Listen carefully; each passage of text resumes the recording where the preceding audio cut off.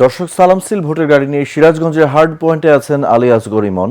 সেখানকার পরিস্থিতি তিনি তুলে ধরছেন।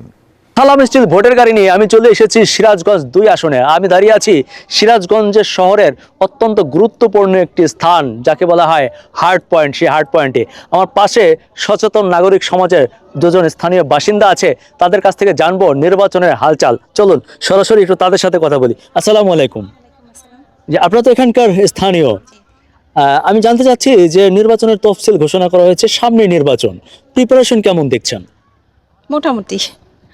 প্রার্থীরা কি আপনাদের বাড়িতে গিয়েছিল ভোট চাইতে? এখনো না। এখনো যায়নি। কেমন মনে করছেন আগামী নির্বাচন কেমন হবে? এটাই তো বোঝা যাচ্ছে না যে নির্বাচন কেমন হবে। আপনারা বুঝতেই পারছেন না কেমন হবে? না, আসলে সবকিছুই একটু ঘোলাটে, একটু ঘোলাটে। কোনোটাই স্পষ্ট না। আচ্ছা, জি, আপনাকে অসংখ্য ধন্যবাদ। Thank you. যে আপনার কাছ থেকে একটু জানি যে নতুন যে সরকার আসছে তাদের কাছ থেকে আপনার প্রত্যাশা কি? অবশ্যই নতুন সরকার যারা আসবেন দেশের জন্য কাজ করবেন।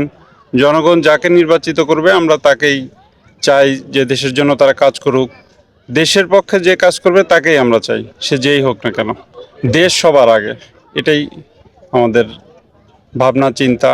এবং আমরা চাইবো যে দেশকে যেন আমরা যে পর্যায়ে উন্নতির শিখরে দেখতে চাই, তার জন্য সৎ, নিষ্ঠাবান এবং যোগ্য ব্যক্তিকে আমরা দেখতে চাই পরবর্তী ইলেকশনের মাধ্যমে নির্বাচিত সরকার।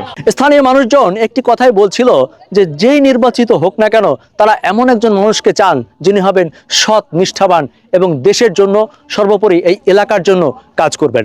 সালাম স্টিল ভোটের গাড়ি চলছে সারা বাংলাদেশে। যে কোনো মুহূর্তে চলে যাব আপনার এলাকায়, আমাদের সাথেই থাকুন।